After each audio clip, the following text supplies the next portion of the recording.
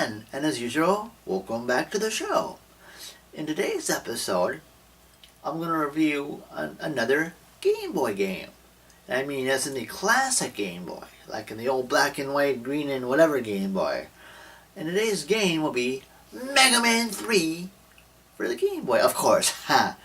And the funny thing is, I think this is like my umpteenth Mega Man game I've reviewed, but I have a lot of Mega Man games. Although not as much as some people, but I have a good fair amount. And this game I got when I was younger. I remember getting this when I was younger. I had gotten Mega Man 1 and 2 previously on the Game Boy as well. And I was really excited to see this game and to play it. And it did not disappoint me. Well, anyway, enough talking to me about that. Let's roll those awesome credits and save the world from Dr. Wily once again.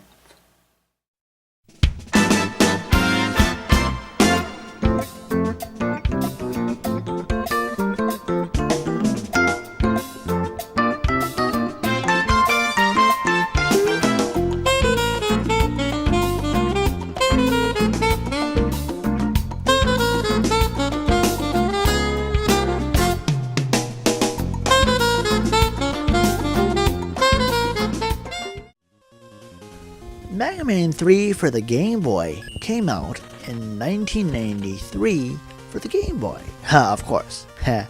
Anyway, in it, Dr. Wily has taken over an oil platform in the ocean and is using it to draw energy from the Earth's core for his new evil machine of sorts. As with the case with the other games previous, Mega Man usually fights 4 Robot Masters from one previous Mega Man game, and then he fights 4 more robots from another Mega Man game. In this case, first of all he fights Snake Man, Gemini Man, Shadow Man, and Spark Man from Mega Man 3 for the NES. And then after going through like a little Dr. Wily level, he then fights Dive Man, Dust Man, Drill Man, and Skull Man from Mega Man 4. And then after that, it's on. Hold on. First of all, and after that, he fights another boss known as the Mega Man Killers, where he fights a boss known as, get this, Punk. I know, that's pretty funny to name a boss Punk. But anyway, after defeating Punk, as in the other two games previous, he does get Punk's ability as well, which is called the Screw Crusher. I think it's called the Screw Crusher. But after that, then he goes to Wily's Lair, which is the oil platform turned into a massive fortress. So you battle through that, and then hopefully onto Wily, defeat him, and save the world once again. For features, thankfully, in Mega Man 3 for the Game Boy, this game introduces the first time you can charge the Mega Buster, or your main cannon, known as P in this game. In fact, I think it's known as P in all the games. But anyway, if you can fire single shots using the B button, or if you press and hold B, you can charge your main cannon for a more powerful shot.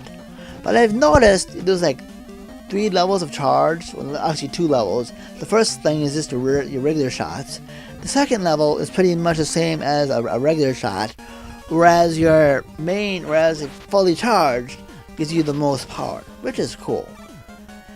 And of course sliding is back. You can also slide like you could in Mega Man 2 for the Game Boy. That's brought back. And let me think. And of course, and Rush is back. Rush the Robo-Dog is back. But he has the Rush Coil and Rush Jet, but not Rush Marine. Even though Dive Man's drilled is in here. So it's kind of funny why they didn't put that in there. It is what it is. Maybe they thought it would make it too easy or something. Even though the Rush Marine would probably be on a limited energy, but whatever. And also to get, as in the previous Mega Man game, you have to defeat the Robot Masters to earn the Rush adapters as well. I remember growing up and back in the good old days of the 1990s, reading my Game Pro magazine. I know I didn't get Nintendo Power until a little bit later. It is what it is. But anyway, Game Pro was cool.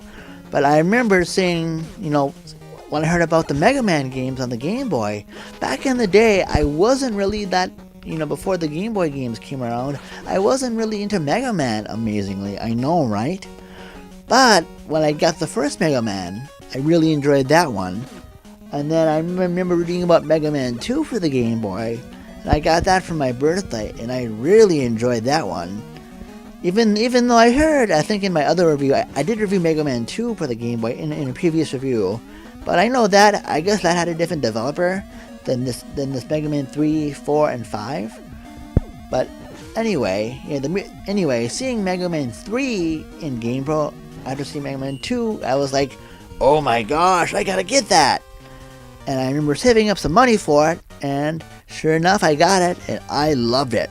It continues the awesomeness of the Mega Man series, which is cool. And also, by the way, when I mentioned this, what's cool about this game, Mega Man 3 for the Game Boy, they used the developer from the first Mega Man, the Mega Man Dr. Wily's Revenge for the Game Boy, and used them for the rest of the series from 3 onward. So 3, 4, 5, they used that developer that did the first Mega Man game. So it's pretty awesome. And I liked it too because it's cool because they were able to implement the same music from their NES counterparts, although somewhat retooled just a little bit to fit the Game Boy's processor and stuff. But anyway, I remember playing through Mega Man 3 back in the day, and I loved this, even though it is a little bit trickier. And I could have sworn I heard somewhere that the even numbered Game Boy Mega Man games are a little bit easier, whereas the odd numbered ones are a little bit on the tough side, although can be beaten. And I think it's kind of true because I did have trouble beating 1 and this one, and back in the day, and 2 and 4 were a bit. I have to say they were a bit not as difficult, but still very fun to play as well. If you are looking to pick this game up, even though I think it's expensive if you get the cartridge version, and I don't know how much it's going for exactly, but thankfully this game is available on the 3DS Virtual Console. So if you want to give this game a shot, there you go. It's pretty affordable, I think, of course. And so it's there on the Virtual Console if you want to get it, and it is very fun. Well, anyway, I really enjoy this game. It's one of my favorite Mega Man games on the Game Boy, if not of the whole series as a whole. Even though Mega Man 3 on the Game Boy pretty much recycles the 8 robots from the previous NES games, but just like the other games, the levels are not complete copies of another. They have been retooled, so they are somewhat different. So it is worth picking this up however you want to pick this up. So anyway, I'll end this review to my recommendation. My recommendation scale is highly recommended. And as I usually say, which is old hat by now, but anyway, if you live in or around South St. Paul, Minnesota, or the Twin Cities, Minnesota metro area to begin with, please visit my excellent friends at Level Up Games. As usual, I think they're picture of them where they are is over here somewhere, and the other information is down here. Hello. So please give them a visit. Besides video games, they have tabletop games.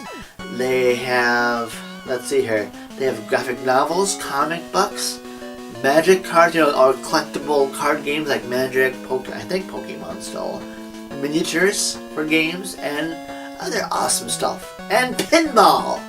Yes, they have excellent pinball as well, so please, if you're in the area, give them a visit as well.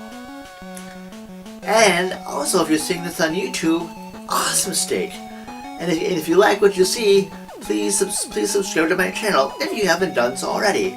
And I also have a Instagram account and I think a Twitter feed as well. And that stuff is down below, as well as my Facebook page. If you haven't known about that already, now that stuff is down below as well.